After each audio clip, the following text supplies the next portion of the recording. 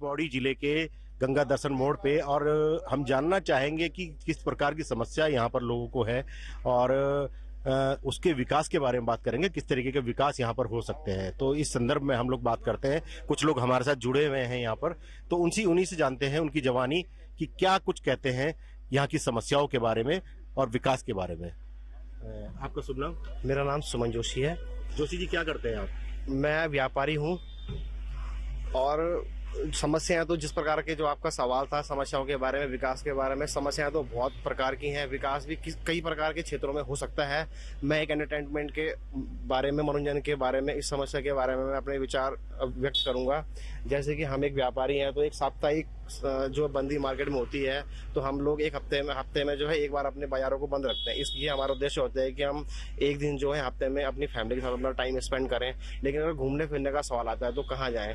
गंगा दर्शन हो गया या रतोड़ा बैंड हो गया, इसके अलावा कुछ यहाँ पे खास मनोरंजन के साधन नहीं है। तो इस क्षेत्र में अगर प्रशासन चाहे तो काफी कदम उठा सकते हैं। जिस प्रकार से देहरादून की आप बात करेंगे, लच्छी वाला वहाँ पे घूमने फिरने का स्थान है, सहस्त्रधारा घूमने का स्थान है। इस प्रकार यहाँ पे कई सारे गदरे हैं जिनको विकसित किया जा सकता है। जैसे कि वहाँ पे आने वाले देखा होगा आपने, युवक हैं वो जा रहे हैं, ऐसी कोई डूब जा रहा है। जिस प्रकार की ये दुर्घटनाएं हो रही हैं तो उन दुर्घटनाओं पे भी रोक लगेगी और वहाँ पे घूमने फिरने का, मनोरंजन का एक अच्छे लेवल पर उसको जो डेवलप किया जा सकता है। देखिए, अगर हमने बात की है, यहाँ पर सुमन जोशी जी है, उनकी जवानी सुना है, उन्होंने कहा है कि पर्यटन के स्तर से अगर कुछ यहाँ पर किया जाए तो काफी कुछ यहाँ पर हो सकता है। संसाधन तो उपलब्ध है, लेकिन करने वाली बात है कि किस तरीके से सरकार इसको देखती है। लेकिन समस्या ये बहुत गंभीर है यहाँ की, क्योंकि सब लोग कमाने में तो लगे हैं, लेकिन अगर बच्चों की अगर बात की जाए, बच्चों को घुमाने की बात की जाए तो कहीं ना कहीं बड़ी समस्या यहाँ पर दिखाई देती है। तो ये इनसे बात की है, इनसे आगे चलते हैं हम। शुभ नाम आपका? अनिल कुमार। अनिल जी, क्या करते हैं आप? सर मैं तो प्राइवेट जॉब करता हूँ, एक एफएमसीजी कंपनी में सेल्स ऑफिसर। समस्याओं की अगर बात की जाए क्षेत्र की तो क्या कहेंगे आप? सर मैं यही कह रहा हूँ क्षेत्र की समस्याओं के बारे में। जैसे कि अभी जिस लोकेशन पे हम खड़े हैं, यहाँ पे एक तो पानी की व्यवस्था नहीं है, दूसरा यहाँ पे बाथरूम की व्यवस्था नहीं है। बच्चे आ रहे हैं, पार्क है यहाँ पे, लेडीजें आ रही है, लेकिन अब अचानक इन केस इमरजेंसी किसी का पेट खराब हो जाए या कुछ हो जाए तो कोई व्यवस्था नहीं है। अब अगल बगल जो लोकेशन है वहाँ पे बाघ बूघ का भी डर है, तो इस वजह से लोग झाड़ियों में भी जाएंगे तो वो भी मेरे को लग रहा है कहीं ना कहीं दिक्कतें हैं। तो एक सबसे बड़ी दिक्कत तो मेरे को इसी लोकेशन पे लग रही है जहाँ की आप लोग अभी एक प्रोग्राम कर रहे हो, यहीं पे लोकेशन में वो है। दूसरा बेरोजगारी की दिक्कत है, अभी जिस टाइप से बेरोजगारी चल रही है मेरे को लग रहा है कि कुछ है अभी पूरे उसमें। तीसरा मैं अगर बात करूँ, प्रदेश में स्वास्थ्य की बहुत बड़ी दिक्कत है। स्वास्थ्य की दिक्कत क्योंकि अभी कल ही मैंने सुना है कि पिथौरागढ़ में एक लेडीज का मतलब वहाँ पे लोकेशन अस्पताल न पहुँच पाने का बच्चे की डेथ हो गई। तो ये मेरे हिसाब से बहुत बड़ी समस्या है। दूसरा मैं कह रहा हूँ कि अगर कोई भी सरकार आए, वो सरकार अगर कोई भी काम कर रही है तो वो काम हो रहे हैं लेकिन घोटाले पहले हो रहे हैं। तो कम से कम कोई भी सरकार हो, घोटाले हो रहे हैं तो कम से कम उजागर तो होए। मतलब ये घोटाले हो रहे हैं मतलब क्या, जनता को तो धोखा दिया जा रहा है। कोई भी सरकार हो, बीजेपी कांग्रेस, कम से कम उजागर हो ना, कोई गिरफ्तारी हो, कुछ हो। अगर कोई सचिव गिरफ्तार हो रहा है या अधिकारी गिरफ्तार हो रहा है तो नेता लोग क्यों नहीं गिरफ्तार हो रहे? क्या वो सचिव अपनी मनमर्जी से काम कर दे रहा? मैं प्राइवेट कंपनी में जॉब कर रहा हूँ, क्या मैं अपने बिना बॉस की मर्जी के कोई काम कर लूंगा? नहीं हो सकता। बिना उच्च अधिकारी की मर्जी के काम नहीं हो सकता। बिल्कुल, काफी गंभीर आरोप लगाए हैं इन्होंने, और इनका साफ तौर से कहना है कि बेरोजगारी और काफी सुविधाओं को लेकर भी इन्होंने मतलब बात कही है अपनी। और इसी संदर्भ में बात करते हैं, आगे हमारे साथ बने हुए। शुभ नाम आपका सर? मेरा नाम डीपी सेमवाल है। सेमवाल जी, किस तरीके देखते हैं अगर समस्याओं की बात की जाए? समस्याएं तो बहुत हैं, लेकिन मैं मेन समस्या के बारे में बताऊंगा आपको। एक तो जैसे पहले जेएनटीआई पार्क होता था यहाँ पे, तो उसमें जो है रेलवे वालों का काम चल रहा है, ठीक है। तो वहाँ पे बच्चे पहले खेलने के जाते थे, बहुत सारी एक्टिविटीज होती थी। अभी क्या है कि वो तो रेलवे वालों ने कैप्चर कर लिया है। तो चिल्ड्रंस पार्क उन्हें बहुत जरूरी है, कम से कम 2-3 बच्चों को खेलने के लिए, बेसिकली फुटबॉल, क्रिकेट, जो भी वो खेलना चाहे। दूसरा यहाँ पे क्या है कि पहले यहाँ पे नगर पालिका थी, अब ये बोल रहे हैं जी यहाँ पे वो हो गया, क्या कहते हैं, नगर निगम। अब उसका डिसीजन ही नहीं हो पा रहा है कि नगर पालिका है नगर निगम। जहाँ विकास कार्य होने थे, जहाँ रोडें बननी थी, जहाँ पे बैरियर्स लगने थे, वो सारे काम ठप हो रखे हैं। अगर नगर पालिका में किसी अधिकारी को हम अगर कंप्लेंट करते हैं कि भाई यहाँ पे सफाई नहीं हो रही है, या इस एरिया पे जो है पायदान टूट गया, इसको वेल्डिंग करना है, तो उनका कोई रिस्पॉन्स नहीं है। क्यों? क्योंकि वो बोलते हैं जी अभी हमारी तनख्वाह ही नहीं मिल रही है, तनख्वाह भी हम जो है बड़ी लड़ झगड़ के ले रहे हैं। तो बोलता हम खुद कंफ्यूज हैं कि हम नगर पालिका के अंडर में, शासन के अंडर में। तो ये प्रॉब्लम सॉर्ट आउट होनी चाहिए, ठीक है जी। अगर आपने डांग, ऐठाना और भक्तियाना हो गया, ऐठाना हो गया, इनको अगर आपने नगर पालिका में शामिल किया है तो शामिल करने के साथ साथ उस प्रॉब्लम को सॉर्ट आउट भी करो। उसमें प्रॉपर विकास कार्य तभी होंगे जब आप ये डिसीजन देंगे भाई ये नगर पालिका है या नगर निगम है। अब यही डिसाइड नहीं हो पा रहा है। कम से कम मेरे को लग रहा है 6 महीने हो गए हैं। अब 6 महीने से कर्मचारी कंफ्यूज में है। जेई से बोलो कि भाई ये निर्माण कार्य है, बोलता है ये निर्माण कार्य तभी होंगे जब कोर्ट का आदेश आएगा कि भाई ये नगर पालिका है या नगर परिषद है, ठीक है जी। तो ये होना बहुत जरूरी है। दूसरा, मेडिकल फैसिलिटीज होनी चाहिए यहाँ पे, ठीक है जी। और तो इस तरह के छोटे मोटे बहुत सारे हैं ऐसे पॉइंट। अब हम सारे गिनाएंगे तो सारे नहीं हो पाएंगे, लेकिन कुछ तो डेवलप हो, ठीक है। समस्याएं बहुत है, लेकिन लोग चाहते हैं कि ये जो छोटी मोटी समस्याएं जो अभी फिलहाल बताई गई है उनका समाधान किसी प्रकार से सरकार करे। आगे हम बात करते हैं। शुभ नाम जी, मैं जितेंद्र पवार, ग्राम फुल्ला से। मैं एक्स सर्विसमैन हूं और वर्तमान समय में एक सामाजिक कार्यकर्ता हूं। आपने समस्याओं का जो पूछा, समस्याओं तो सबसे बड़ी गढ़वाल की जो है बेरोजगारी है। बेरोजगारी इतनी हो गई है कि जिसको कि आंकड़ों में गिनना बहुत कठिन हो गया है आज की डेट में। और मेरा मानना यह है कि हम लोग चुनाव करते हैं, यहाँ से अपना प्रतिनिधि भेजते हैं और वो देहरादून में जाके बैठ जाता है। उसको जनता के प्रति, जिस क्षेत्र से आया है उस क्षेत्र के प्रति कोई जागरूकता नहीं होती है। थोड़ा सा आप जहाँ पर हम खड़े हैं, एक छोटा सा हमारा श्रीनगर का, हमारा गढ़वाल का एक काफी अच्छा वो शहर माना गया है श्रीनगर। यहाँ पे पर्यटक के क्षेत्र में किसी भी प्रकार का कोई ध्यान नहीं दिया जा रहा है। रहा बेरोजगारी का, यहाँ पर कोई ऐसा फैक्ट्रियां आ जाए, कोई ऐसी कंपनियां खोली जाए या अपने छोटे मोटे कोई ऐसे उद्योग धंधे किए जाए जिसमें हमारे नौजवानों को थोड़ा बहुत रोजगार मिल सके। विकास की अगर बात की जाए। रही पर्यटक के क्षेत्र में बात, तो माननीय सतपाल महाराज जी से मेरा निवेदन है कि थोड़ा सा अपने क्षेत्र में ध्यान दिया जाए। केवल अपने ही विधानसभा क्षेत्र में ध्यान देने से नहीं होगा। जब आप कैबिनेट मंत्री बन गए हो तो आपका पूरा उत्तराखंड की एक जवाबदारी बन जाती है। और पूरा उत्तराखंड को लेकर के अभी आप यहीं पे देख लो जहाँ पे हम खड़े हैं, कोई मेंटेनेंस नहीं इस पार्क का। हमारे श्रीनगर में अभी हमारे माननीय मंत्री जी रावत जी ने, धन सिंह रावत जी ने इनको महानगर पालिका बनाने में पूरा जोर दे दिया और शायद बन जाएगी या बनेगी। लेकिन जब से नगर पालिका का विस्तारीकरण हुआ है उसमें कोई काम नहीं हुआ। मतलब जहां पर हम रह रहे हैं ना कोई नाली बनी, ना कोई रास्ता बना, ना कोई ऐसी खास लाइटिंग बना के क्या कर लेंगे ये लोग। केवल अपने राजनीतिक जुमले वो कर रहे हैं, बाकी कोई फायदा है नहीं।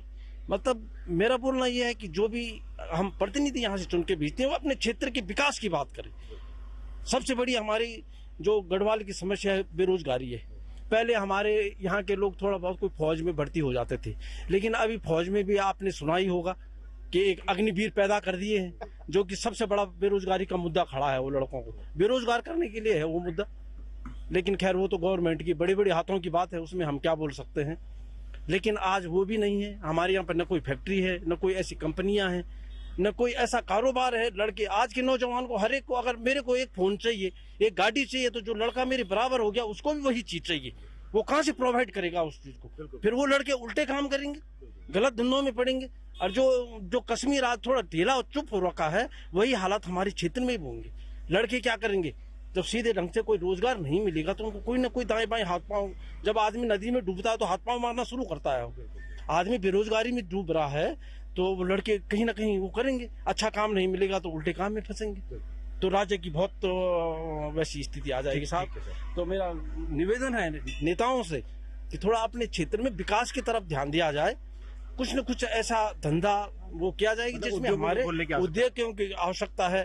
जैसे पर्यटन में यहीं पर देख लो आप, यहाँ पर एक सफाई कर्मचारी लग सकता है, एक कोई वॉचमैन लग सकता है, और थोड़ा सा अच्छा किया जा सकता है। यहाँ पे 1-2 दुकानें और आ जाएंगी और अच्छा होगा। थोड़ा 1-2 टॉयलेट बनाए जाएं, पानी की व्यवस्था की जाए। ऐसे पर्यटन के क्षेत्र से लेकर के, या तो कोई फैक्ट्रियां खोली जाए, कोई कंपनियां ऐसी आ जाएं, तो इन चीज़ों को जो है गवर्नमेंट को थोड़ा ध्यान देना चाहिए, जिससे हमारे क्षेत्र का थोड़ा विकास हो सके। जी धन्यवाद। तो काफ़ी समस्याएं सर ने बताई है, और बेरोजगारी काफ़ी बड़ा मुद्दा बताया है, और साफ सफाई को लेकर भी उन्होंने बात कही है। तो इसी संदर्भ में एक और हमारे साथ सज्जन जुड़े हैं, उनके साथ भी वार्तालाप करते हैं। क्या कुछ उनका कहना है? सर शुभ नाम?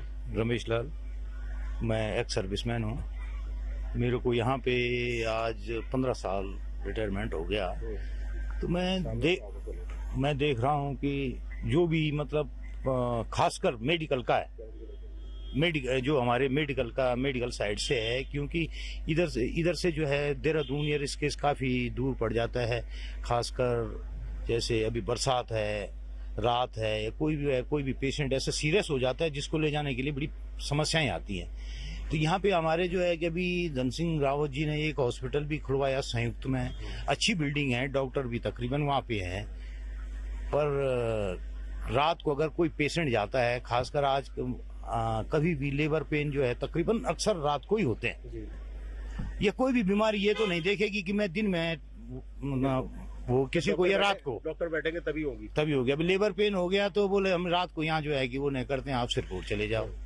अब सिरकोट में चले जाओ, सिरकोट में अटेंड करते हैं। अगर किसी का सीजरिंग केस है, ऑपरेट करना पड़ता है, तो उतने बड़े बेस हॉस्पिटल में जहाँ की मेडिकल कॉलेज है, एक सर्जिकल ब्लेड तक नहीं मिलती है, उसको खरीद के पेशेंट को देना पड़ता है उनको ऑपरेट करने के लिए।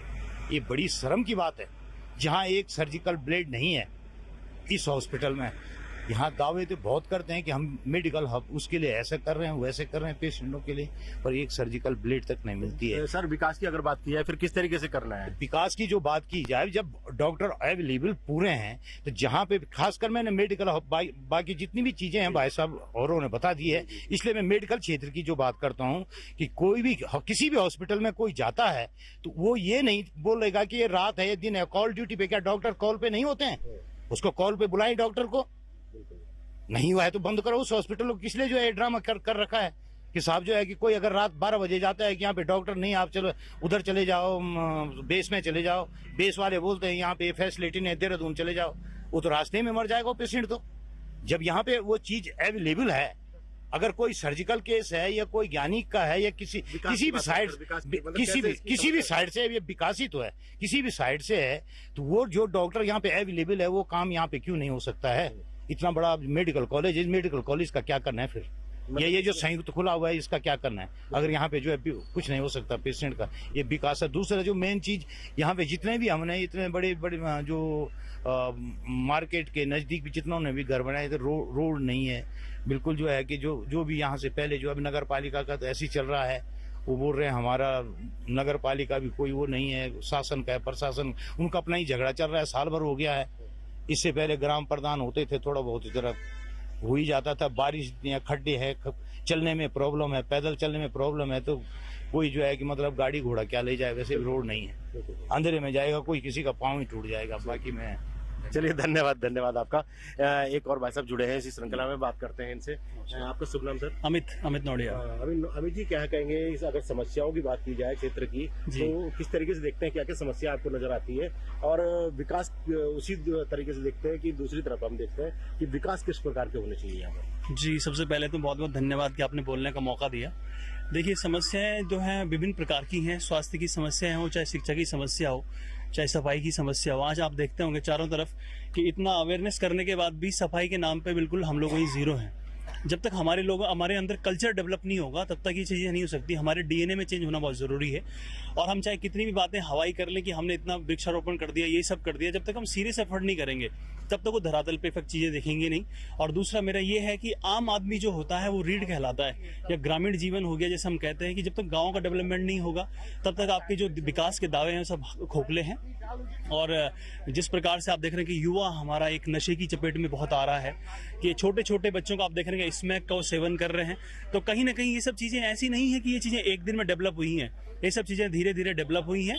हम लोगों के अंदर करेक्टर का जो है धीरे धीरे करके उसका हमारा पतन हुआ है, क्योंकि हमारी स्कूली शिक्षा में नैतिक शिक्षा का बिल्कुल देखो आप हास हो चुका है। तो जब तक हम इन सब बुनियादी चीज़ों पर काम नहीं करेंगे तब तक मुझे लगता है कि हम कितनी भी बातें कर ले, हमारे परिणाम जो है आशातीत प्रतीत नहीं होंगे। बहुत बहुत धन्यवाद। अगर विकास की बात की जाए, किस प्रकार के विकास यहाँ पर क्षेत्र में होने चाहिए? देखिए, इस क्षेत्र में सबसे पहली बात यह है कि यहाँ का युवा जो है उसे तलाश है किसी रोजगार की, तो वो उसके लिए सिर्फ दिल्ली, बम्बई इन शहरों में जाता है।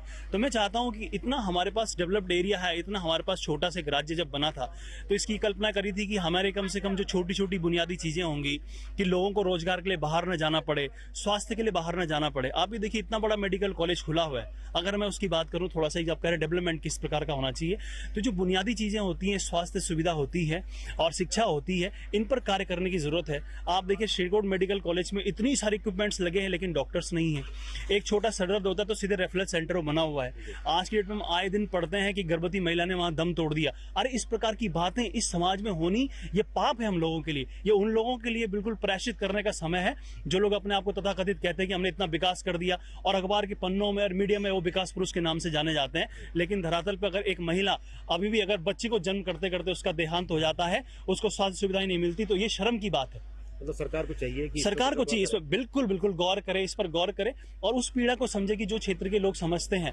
आप गांव-गांव में देखें, सड़कें नहीं हैं, बिजली पानी की सुविधाएं नहीं है। अरे आपने मोबाइल हाथ में पकड़ा दिया, अगर इंटरनेट कनेक्टिविटी नहीं होगी तो कैसे होगा? इस प्रकार से चीजें, तो ये सब चीजें हैं जिन पर हमें कार्य करने की जरूरत है।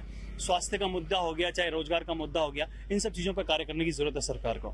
जी धन्यवाद। काफी समस्याएं यहाँ लोगों को द्वारा बताई गई है और समस्याएं भी बड़ी गंभीर हैं और कहीं ना कहीं देखा जा रहा है कि सरकार के ऊपर सभी लोगों का लगभग मुझे यहाँ पर जो गुस्सा आक्रोशित नजर आ रहे हैं और उनका साफ तरीके से कहना है कि छोटी छोटी चीजें हैं जो जनता की मांगे होती हैं, अगर उनको समय रहते अगर पूरा कर दिया जाए तो इस तरीके का विरोधाभास सरकार के खिलाफ नहीं बन पाता है। तो कहीं ना कहीं सरकार को भी इस विषय में सोचना चाहिए। तेजपाल सिंह चौहान, उत्तराखंड तक, पौड़ी गढ़वाल।